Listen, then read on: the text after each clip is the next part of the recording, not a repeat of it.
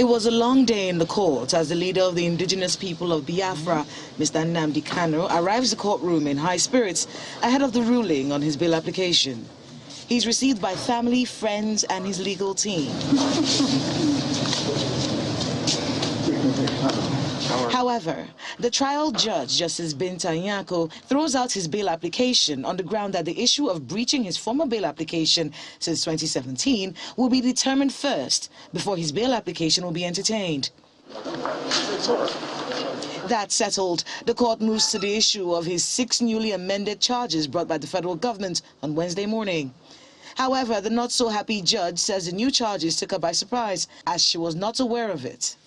Counsel to Mr. Kanu, Chief Michael Zekome, also complained to the court that the prosecution was trying to delay processes by continuous amendment of the charges against his client.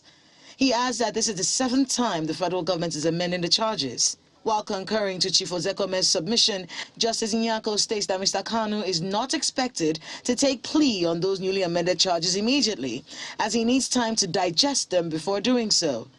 She subsequently strikes it out after the withdrawal by the federal government. The 6 amended charge that we brought was not an amended per se. It was just to bring the initial counts that the court have left, which is 7 count charge, to be consistent with the court. That is just what we did. It's not as if we are bringing an altogether new charge. We are not substituting a charge.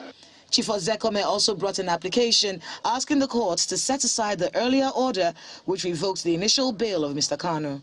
That application shows from exhibits MNK1 to MNK8 the circumstances under which he escaped from Nigeria, not jumpy bail. Exhibit MNK1, for example, is an affidavit he deposed in the Holy See in Israel, where he gave facts as to how he found himself there.